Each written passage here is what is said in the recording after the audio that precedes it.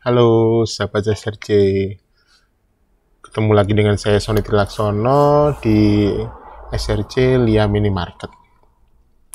Sudah lama nggak bikin video ya, karena ya akhir-akhir ini masih banyak kesibukan, terus banyak yang harus ditata sana sini, jadi pengennya ketika sudah longgar baru bikin video lagi. Oke, by the way, terima kasih buat teman-teman penonton setia YouTube SRC Lia Minimarket. Jadi subscribernya sudah melewati 1000 subscriber ya. Semoga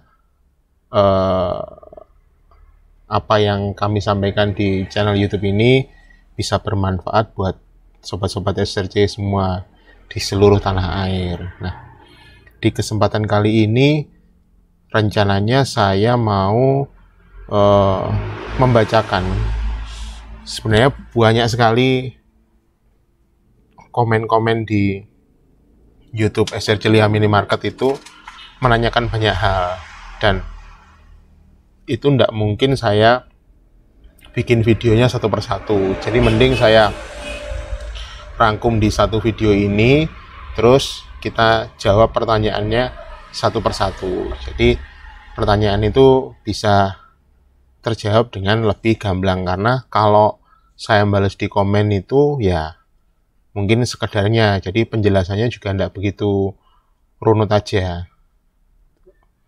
Jadi kita akan lihat channel YouTube-nya SRC Lia Minimarket. Nah, ini sudah beberapa waktu yang lalu sudah melewati 1000 subscriber. Jadi alhamdulillah channel ini sudah bisa dimonetize.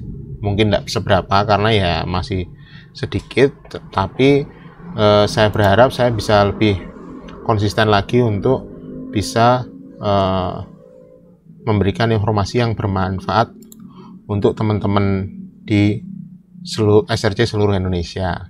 Oke, kita akan lihat komen-komen apa aja yang sudah masuk ke channel YouTube SRC Lia Minimarket. Nah, saya nggak jawab semuanya, saya akan jawab beberapa yang saya rasa penting untuk bisa saya jelaskan di sini. Oke. Banyak sekali yang bertanya tentang, Mas, bagaimana cara bergabung dengan SRC? Nah, sebenarnya cara gabung SRC itu sangat mudah. Pastikan sales rokok Sampurna itu sudah sampai ke toko Anda. Nah, tinggal mengajukan saja ke mereka, Pak, saya tertarik untuk join program SRC, bagaimana cara bergabungnya? Nah, itu mereka yang biasanya bisa mengajukan toko Anda ini menjadi anggota SRC. Nah, pengajuannya dilihat dari apa ya? Biasanya ada beberapa kriteria yang mungkin tersirat ya dari teman-teman sales Sampurna ini ya. Yang pertama, tokonya sudah mematuhi kaedah yang diharapkan SRC. Ya, kaedahnya seperti apa ya? Sudah rapi, sudah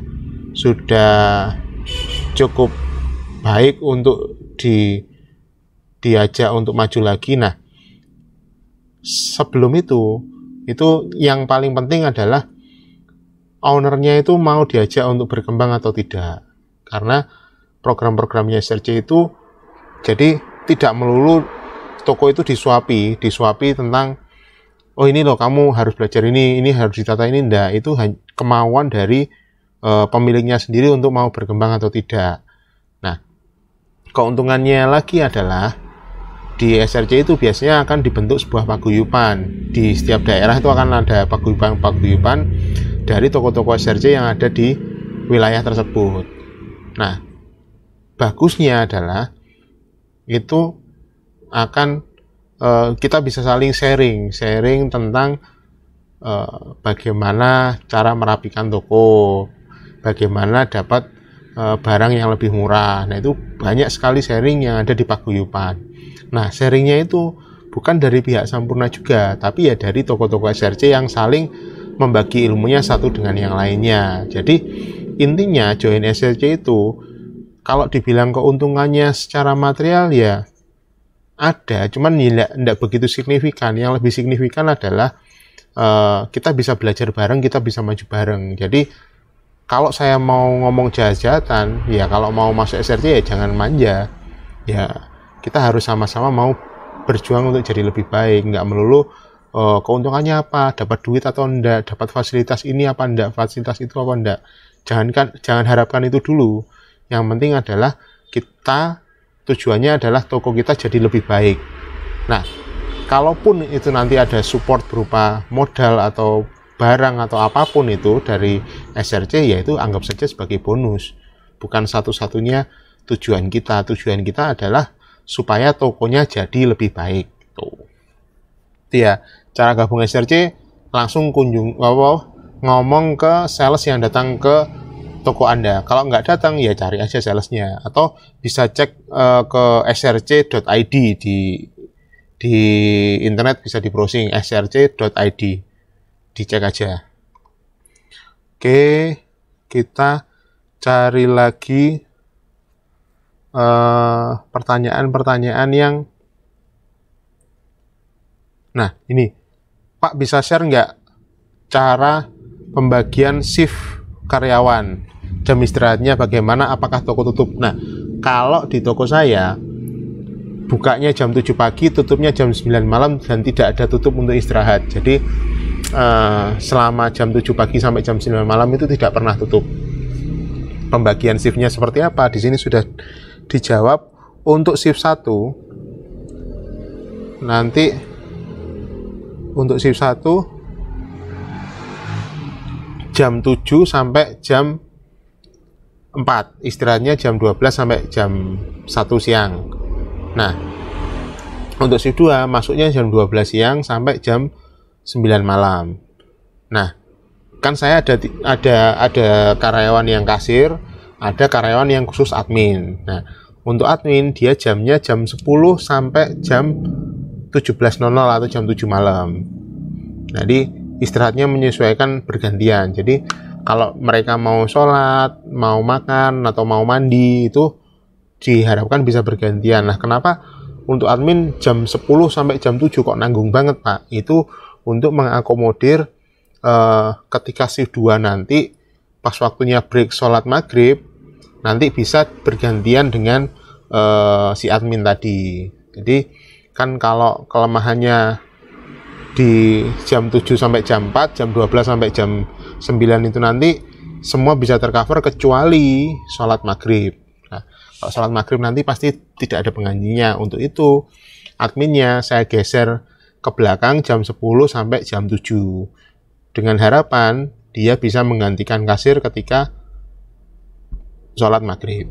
Tuh, pembagian shiftnya seperti itu ya. Jadi tokonya buka jam 7 sampai jam 9 malam, tidak ada istirahat, tutup. Apalagi ya, omset per hari berapa ya? Kurang lebih ya minimal 3 juta, selebihnya ya tergantung season juga. Kalau malam minggu atau minggu itu fluktuatif lah di antara segitu. Oke.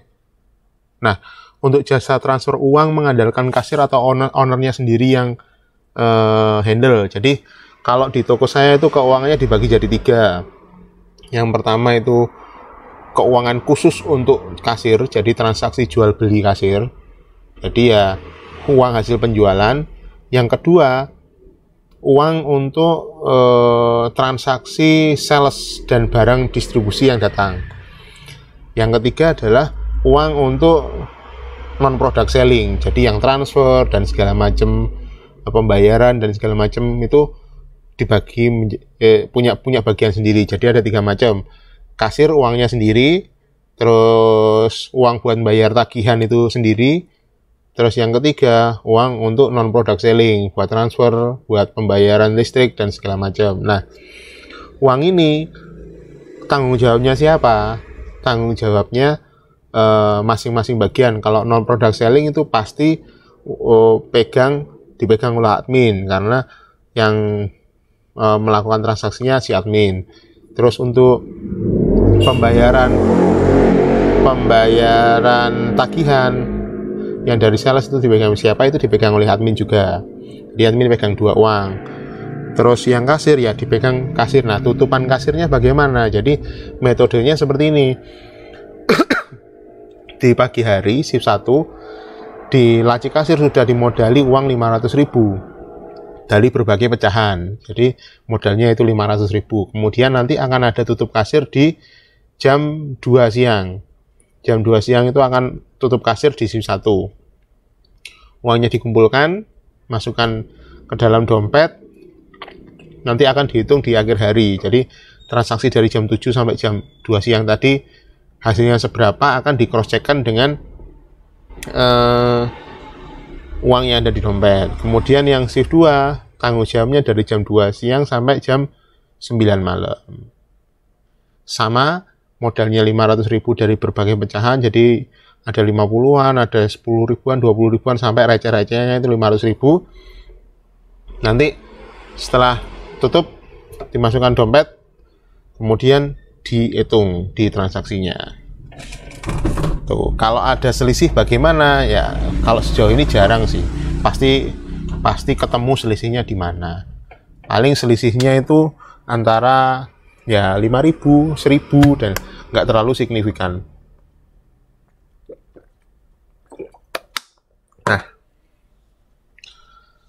kalau terjadi selisih itu seperti apa? Bagaimana penyelesaiannya? Ya, kalau nggak terlalu banyak sih biasanya diabaikan ya. Atau mungkin kan kembalian dan segala macam. Nah, kemarin ada cerita dari temen, ternyata selisih kurang itu jauh lebih aman daripada selisih lebih. Aneh kan ya? Kalau selisih lebih kan harusnya lebih untung gitu ya. Tapi ternyata selisih lebih itu lebih bahaya daripada selisih kurang. Kalau selisih kurang bisa dicari, berarti mungkin salah waktu ngasih kembalian atau segala macam itu gampang. Kalau selisih lebih itu jauh lebih berbahaya, karena bisa jadi selisih lebih itu terjadi karena ada penjualan yang tidak masuk sistem komputer. Nah, jadi misalnya gini, kalau ada kasir yang agak nakal ya, jadi mereka akan transaksi tanpa dimasukkan ke sistem komputer. Jadi misalkan dia jual rokok, harganya berapa dia sudah tahu, tapi tidak dimasukkan ke sistem komputer, uangnya ditaruh di laci. Nah, nanti di akhir shiftnya dia akan ngambil uang tadi. Cuman kan biasanya kalau terjadi beberapa transaksi, misalkan 5 transaksi dalam sehari tanpa masuk ke sistem, berarti dia kan nggak tahu angka pastinya berapa. Misalkan dia jual rokok harga 17 ribuan, sebanyak 10, harusnya kan 170 nih. Nah, ternyata dia lupa tadi harus ngambil piro ya, harus jual tanpa dia akhirnya ngambil aja sekenanya, dia ngambil 100.000 masuk kantong. Nah, di akhir hari akan terjadi kelebihan uang 70.000 kan. Nah, ini sebenarnya ini patut dicurigai karena apa? Selisih lebih itu jarang terjadi. Nah, kalau selisih lebihnya kejadiannya seperti yang saya ceritakan tadi, itu kan jauh lebih berbahaya daripada selisih kurang yang hanya 10.000 atau 5.000. Kalau ternyata selisih lebih 70.000, itu ternyata bukan keuntungan kita. Bisa jadi karena ada penjualan yang tidak masuk ke sistem komputer kita. Nah, itu harus dicarikan solusinya. Tuh. Jadi uang ada 3 macam yang handle masing-masing, ada admin, ada kasir. Oke. Nah, Mas, gimana caranya beli macam-macam barang untuk toko dengan modal kecil, atau uangnya pinjam ke bank untuk modal? Maaf, saya masih akan buka toko dengan modal pinjaman bank. Kalau saya pribadi, saya tidak ada masalah dengan pinjam bank. Terserah, kalau memang itu satu-satunya jalan yang harus ditempuh, silahkan. Tapi saran saya, mending jualan sedikit dulu dari keuntungannya buat nambah barang, daripada kita punya ketanggungan utang di bank yang kita belum tentu tahu kapan kita bisa membayarnya. Jadi misal nih kita buka toko, utang bank 100 juta gitu misalnya, cicilannya sebulan jatuhnya 3 juta sebulan. Kita yang harus kita cicil 3 juta sebulan. Kita belum tahu toko kita bakalan laku atau enggak, toko kita bakal menghasilkan uang 3 juta sebulan atau tidak. Nah, ketika itu menghasilkan 3 juta sebulan, ya oke, enggak masalah, kita bisa dengan mudahnya membayar angsurannya. Tapi kalau kita tidak bisa menghasilkan 3 juta sebulan, ya kita bakalan suffer, bakalan banyak yang dikorbankan. Akhirnya pinjamannya tidak terbayarkan, nah jaminannya akan hilang gitu loh. Kendalanya kalau pinjam bank itu seperti itu. Kalau saran saya, mending jualan sedikit-sedikit dulu. Modal yang ada misalkan tidak banyak, ya beli dulu barang yang fast moving. Fast moving itu artinya adalah barang yang cepat lakunya. Misalkan ya yang kebutuhan sehari-hari aja, misalkan popok, susu, mie instan, sabun, sampo. Nah, beberapa barang itu itemnya sedikit-sedikit dulu aja. 3 pieces masing-masing item. Belanjakan itu dulu, yang penting jalan dulu, sudah ada untungnya, nanti tinggal nambah barang. Nah, nambah barangnya juga harus diperhatikan apa yang kita tambahkan ke yang kita kulak nanti. Ya, biasanya pengunjung akan datang ke kita untuk nyari barang tertentu. Nah, kalau kita tidak sedia barang itu, ya silahkan dicatat. Nah, dari hasil catatan pelanggan nyari tadi, kita akan bisa tahu bahwa oh ternyata kebutuhan yang paling sering dicari adalah ini. Oke, berarti kalau ada untung lebih, berikutnya akan saya kulak barang tersebut gitu. Itu seiring berjalannya waktu akan semakin lengkap toko kita tuh. Jadi kalau saran saya ya mending sedikit dulu aja jualannya, 3 pieces masing-masing item, yang penting jalan dulu, ada untung buat nambahin modal belanja yang lain. Dan belanjanya barang yang laku, jangan sampai nandon barang yang tidak laku. Cara tahu barang itu tidak laku atau enggak, caranya gimana ya? Lihat aja selama 3 bulan, kalau barang itu tidak bergerak, ya berarti tidak laku. Silahkan diretur, kita ganti barang yang laku. Uangmu akan berhenti di situ kalau itu barang itu tidak laku. Oke.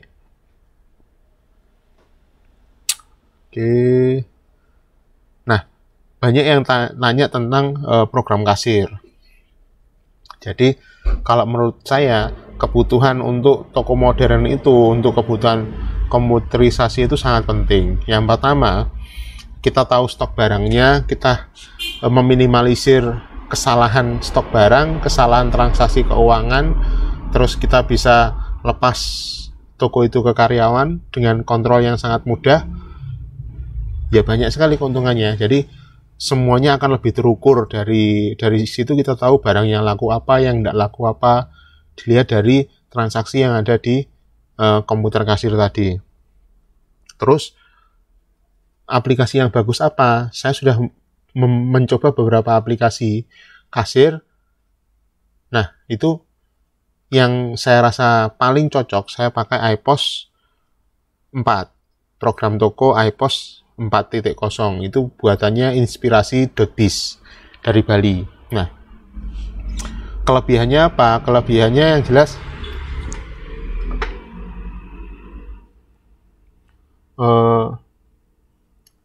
kelebihannya adalah murah, jadi tidak mahal aplikasinya. Terus setahu saya cukup mumpuni untuk digunakan untuk toko minimarket sekelas SRC, itu cukup mumpuni. Seperti yang Anda tahu, database di saya itu sudah sampai hampir 10.000 item barang, dan itu kendalanya hanya ketika sebulan sekali itu terasa agak lemot sedikit. Nah, pas agak lemot tinggal kita perkecil database-nya. Jadi di situ, di aplikasi itu sudah ada meringkaskan database itu. Jadi laporan-laporan yang bulan lalu atau 3 bulan lalu dia akan hilangkan. Nah, itu jadi lebih ringkas lagi. Jadi dia akan membuang laporan yang sudah lama itu akan dibuang, jadi database-nya akan lebih kecil, akhirnya enteng lagi. Tuh, kalau ngomong kekurangannya, sejauh ini belum nemu kekurangannya sih, maksudnya masih cukup mumpuni untuk diotak-atik lagi sesuai dengan kebutuhan toko kita. Saya belum nemu kekurangannya sih. Harganya murah, 500.000, bisa dipakai satu komputer server dan satu komputer kasir, itu bisa. Nah, ini yang bikin males itu memang nginput datanya. Jadi input datanya itu yang bikin males. Jadi harus barcode barang satu-satu, input datanya. Di situ kadang banyak toko teman-teman saya itu sudah beli komputer kasir tuh mampu. Dengan sangat mudahnya mereka beli itu bisa. Harga 5 juta sampai 7 juta itu sudah komplit satu paket. Itu mampu beli. Tapi untuk input datanya dia malas. Jadi akhirnya dia nyerah di tengah jalan. Jadi barang semua belum masuk, akhirnya ya tidak dipakai komputernya. Banyak terjadi seperti itu. Jadi memang berat, tapi percayalah bahwa itu ketika itu sudah masuk semua datanya akan sangat mempermudah kegiatan kita di toko. Ya memang agak berat, tapi pasti itu worth it. Ada cara lagi yang di teman-teman yang lain itu adalah ngopi database toko yang sudah barcode. Misalkan database toko kayak saya kan ada 10.000 item. Nah, itu di ekspor ke Excel, kemudian di aplikasi yang baru di toko yang lain itu diimport dari Excel, itu dimasukkan ke database. Apakah itu bisa? Bisa. Tapi setiap toko kan DNA-nya beda-beda. Jadi kalau di toko saya harganya sesuai dengan harga toko saya. Nah, ketika database saya dipakai di toko lain kan mungkin harganya beda. Jadi sama aja, kalian nanti juga akan ngedit harganya. Atau misalkan ada metode penamaan yang berbeda. Misalkan kalau tempat saya kan metode penamaannya adalah merek, varian, terus berapa gramasinya. Jadi misalkan sampo clear anti dandruff 100 ml. Nah, itu penamaannya seperti itu. Terus kalau misalkan ada tingkat harga kan juga beda lagi. Ada toko yang full retail, ada toko yang semi grosir. Misalkan kalau beli satu harganya 10.000, kalau beli dua harganya 9.000, kalau beli 10 harganya 8.000. Nah, DNA-nya masing-masing toko itu beda. Apakah bisa kita, kalau kita males nginput data ke program toko, terus kita pakai ngopi database toko yang sudah ada dipakai kita, apakah bisa? Bisa, tapi kan tetap kita harus ngedit lagi. Jadi sama aja, kita juga bakalan ngedit lagi kok. Jadi mending kita bangun toko kita sesuai dengan DNA kita masing-masing, karena kita yang lebih tahu apa yang dibutuhkan untuk toko kita sendiri. Tuh, isi toko modal berapa Pak lengkap? Nah, kemarin saya sempat ngitung kalau saya mau memfranchise-kan toko itu butuh dana berapa sih sebenarnya di luar bangunan. Jadi bangunannya misalkan 6 kali 6 meter gitu ya, isinya itu butuh berapa? Raknya full gondola misalnya, full gondola dengan produk yang akan dijual dan komputer kasir dan segala macam itu antara 100 sampai 150 juta di luar bangunan ya. Itu kalau sudah jadi toko seperti toko saya. Jadi itu sekitar 100 sampai 150 juta. Tapi kalau misalkan itu dinilai terlalu mahal, ya banyak faktor yang bisa dieliminasi. Misalkan ya nggak usah pakai rak gondola dulu, pakai rak kayu dulu misalkan, atau pakai rak yang bikinan sendiri, atau produknya nggak usah terlalu banyak, misalkan sedikit dulu, yang penting jalan dulu ya. Kalau seperti itu antara 25 sampai 50 juta juga bisa jalan, tergantung kita pengennya seperti apa. Tuh.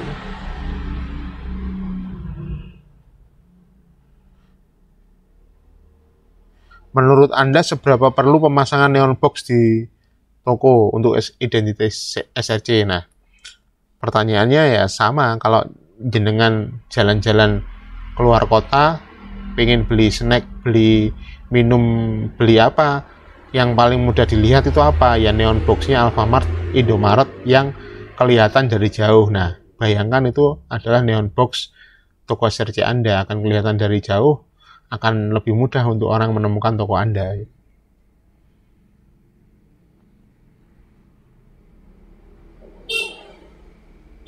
Oke, apalagi ya? Pertanyaan yang, nah, apa untungnya manfaat gabung SRC? Kalau saya sendiri sih lebih ke paguyubannya sih. Kita lebih sharing ke orang,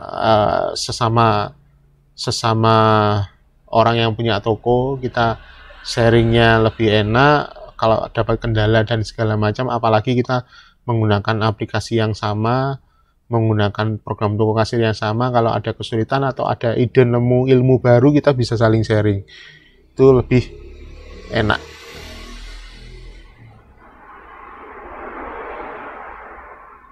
Selain dari pihak SRC-nya biasanya ngasih support sih. Biasanya supportnya pun berdasarkan performa dari masing-masing toko. Nah, biasanya kita ada yang namanya itu apa ya, challenge gitu loh, ada tantangan hari ini nata ini, nah dapat sekian poin. Nah, poinnya itu nanti diakumulasikan untuk dapat support modal ke toko kita. Jadi sebenarnya kalau kita ngikuti tantangan itu, toko kita jadi lebih baik, plus kalau kita poinnya bagus, bisa dapat support modal itu.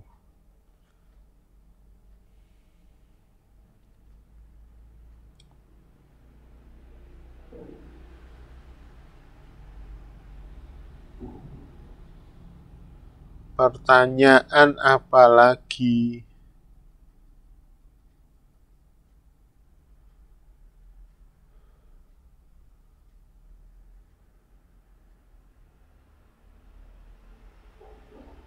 Saya masih punya PR ya, maksudnya PR kemarin bikin label. Jadi sebenarnya saya sudah ngambil videonya, cuman karena akhir-akhir ini kesibukannya lumayan hektik akhir tahun, karena kan yang pegang toko itu kan istri saya, dan saya kerja di buka usaha sendiri, Mahamero Creative Studio ini toh. Di situ ya sablon, ya ada foto dan video dan segala macam. Nah, pas akhir tahun ini banyak sekali kerjaan bikin iklan layanan masyarakat. Jadi di Pemkab Nganjuk itu lagi bikin iklan layanan masyarakat banyak banget. Jadi kerjaannya saya lagi numpuk banget. Jadi belum sempat ngedit yang untuk YouTube label, itu sudah saya ambil gambarnya, tinggal ngeditnya yang belum ada waktu. Nah, ini aja mumpung lagi malam-malam buka kamera ya, bikin konten tanya jawab aja. Oke.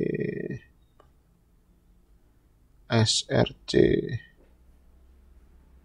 Ukuran toko SRC-nya berapa? 6x6 kalau di tempat saya.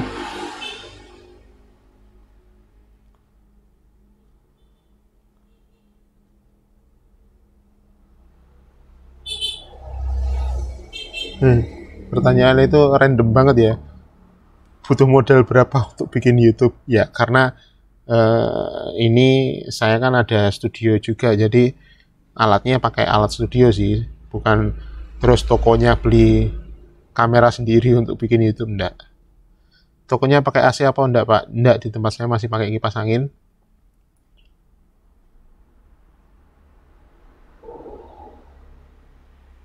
Kebanyakan sih nanyanya bagaimana gabung SRC ya.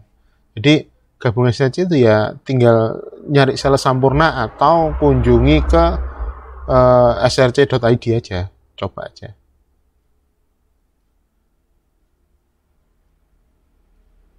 Paket komputerisasi toko SRC harganya berapa? Terus ya kalau kemarin sih PC ya, PC sekarang PC komplit itu sekitar 5 juta lah, 5 juta sampai 7 juta itu sudah sama aplikasi softwarenya. Nah, kalau beli beli sendiri itu akan sangat mudah sebenarnya, dapat beli di mana-mana itu gampang. Cuman masalahnya belajarnya untuk inputnya seperti apa, kalau ndak telaten ngikuti video tutorialnya ya akan susah gitu. Paling enak ada yang ngajari. Kemarin sempat sih bantuin temen beli komputer kasir sama aplikasinya, total itu harga 7 juta kalau nggak salah. Itu sudah Core i5, barcode, printer, semua aplikasi. Terus saya ajari sampai bisa. Saya datang ke tokonya 5 kali kalau nggak salah ya, 5-10 kali lah, sampai benar-benar bisa mengoperasikannya, input datanya sudah bisa. Itu sekitar 7 juta kalau nggak salah.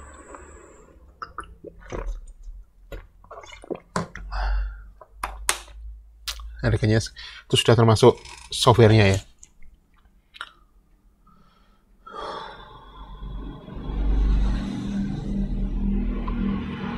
Iya sih, banyak cara gabungnya, gimana gabungnya itu sih.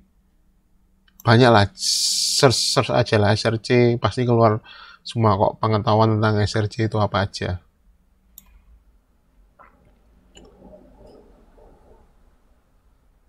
Bagaimana cara menanggulangi pengutil sudah ada di video saya yang sebelumnya. Jadi banyak alat yang bisa dipasang di toko. Kita tidak bisa menanggulangi pengutil sepenuhnya, tapi ya paling nggak kita sudah berusaha. Omset berapa?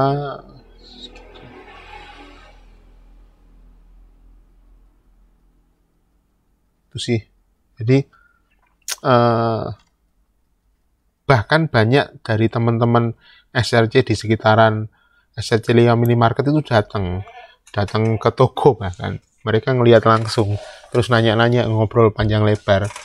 Ya, kendalanya sih relatif hampir sama ya. Kendalanya itu lebih ke pakai komputer kasir, terus penataan barang, tokonya terlalu penuh sesak, jadi overstock barang sebenarnya. Dan itu semua sudah pernah saya videokan sih. Maksudnya kalau overstock barang ya gimana cara solusinya, itu sudah pernah saya share di video yang lain. Terus paling sering lagi adalah tentang karyawan atau SDM itu jadi momok yang sangat menguraskan tenaga sih sebenarnya. Menguras tenaga di usaha apapun ya, tidak hanya di toko seperti kita, di warung, di usaha lain itu juga kendalanya itu adalah karyawan. Macam-macam kendalanya. Yang pertama adalah disiplin. Cara mendisiplinkan mereka, jam kerjanya dan segala macam. Nah, yang kedua adalah masalah keuangan. Keuangannya ya banyak yang salah, dan masalah yang paling signifikan adalah pelayanan. Bahkan baru seminggu kemarin kami membriefing lagi karyawan kami karena sebuah review yang jelek di Google. Ya, jadi kan di Google itu kan orang bisa nge-review toko kita seperti apa. Nah, pada saat itu saya baca itu, saya di toko itu dapat review jelek dari toko yang menurut saya itu sangat pedes sekali. Jadi istri saya pun sampai, aduh kok sampai kayak gini ya. Itu salah satunya memang dari karyawan. Jadi komentarnya di review itu dikasih bintang 1, dan dia menulis pelayanannya sangat tidak menyenangkan, sombong, arogan, seperti itu. Nah, padahal kalau ownernya sendiri itu pasti akan melayani dengan sepenuhnya ya, sopan ya, pasti menyenangkan lah. Cuman kan kita ndak selalu bisa nunggu di toko itu sendiri pasti ada karyawan. Nah, ketika karyawan melakukan pelayanan di toko itu kan tidak semua karyawan punya sense of belonging yang bagus ya. Jadi kadang mereka ya melayaninya asal-asalan. Jadi ya terkesan jadinya tidak cukup nyaman untuk diterima orang lain gitu loh. Nah, karena review jelek itu, saya ngumpulkan semua karyawan saya, terus di briefing lagi. Jadi akhirnya saya bikin SOP bagaimana cara nyapa karyawan yang benar, bagaimana ngomong ke mereka dengan benar. Nah, kita bisa nyontoh di Alfamart dan Indomaret. Bahkan orang masuk aja mereka nyapa, selamat datang di Alfamart, selamat berbelanja, terus uangnya saya terima segini ya. Jadi memang kesannya seperti robot, tapi itu akan jauh lebih baik daripada pelayanan karyawan yang sesuai dengan mood mereka. Kadang mereka kalau habis putus dengan pacarnya atau lagi ada masalah di rumah, itu bad moodnya bisa nyampe ke konsumen kita gitu loh. Kan sayang sekali ya, mending ya mereka ngomong kayak robot aja daripada sesuai dengan mood mereka. Akhirnya ya saya standarkan cara nyapa dan melayani konsumen seperti apa. Nah, sekalian kita ngomong, ini kan sudah masuk ke akhir tahun 2020 yang cukup luar biasa ini ya, up and down tahun 2020 ini. Untuk tahun 2021 inginnya seperti apa sih? Jadi kalau saya sendiri banyak sekali yang harus saya benahi di SRC Lia Minimarket. Yang paling utama yang saya titik beratkan adalah SDM, yaitu karyawan. Saya kemarin sudah ngobrol sama istri saya tentang saya akan menerapkan penilaian performa untuk di karyawan. Jadi mulai tahun 2021 setiap karyawan akan mendapatkan evaluasi performa setiap 3 bulan. Nah, evaluasi performa ini mereka akan dinilai tentang apa penilaiannya. Ada 5 hal yang bakal dinilai dari performa mereka. Yang pertama adalah pelayanan. Pelayanan itu bagaimana cara melayani konsumennya. Penilaiannya saya dapat dari mana? Saya kan sudah punya kontak konsumen saya. Saya akan menanyakan kepada mereka semodel kayak kuesioner seperti itu, bagaimana pelayanan si A, si B, si C, berapa nilai mereka. Nah, itu akan menjadikan penilaian di performa mereka di bagian pelayanan. Yang kedua yang dinilai adalah ketepatan disiplin. Jadi mulai 2021 saya akan menerapkan checklog. Jadi masuknya dia akan tepat waktu, tutupnya akan tepat waktu. Jadi mereka tidak ada yang datang terlambat, mereka akan pulang tepat waktu. Jadi itu akan dinilai di 2021 nanti. Jadi akan ada alat untuk checklog, dan timingnya akan saya dapat dari sana. Kalau banyak, berapa persen ketepatan waktunya akan mengaruh ke penilaian mereka. Kemudian yang ketiga adalah ketepatan masalah keuangan. Jadi kalau closingan tutupan kasir itu dia akan sering bermasalah atau tidak. Nah, itu akan jadi penilaian yang ketiga. Yang keempat kemarin penilaiannya adalah, jadi mereka akan punya tanggung jawab rak masing-masing. Jadi si A dapat tanggung jawab rak ini, si B dapat tanggung jawab rak ini, si C dapat tanggung jawab rak ini. Nah, penilaiannya berdasarkan barangnya tidak ada yang kosong, barangnya tidak ada yang expired. Jadi tanggung jawab raknya aman, itu penilaiannya. Yang keempat. Yang kelima kemarin apa ya, kok lupa aku.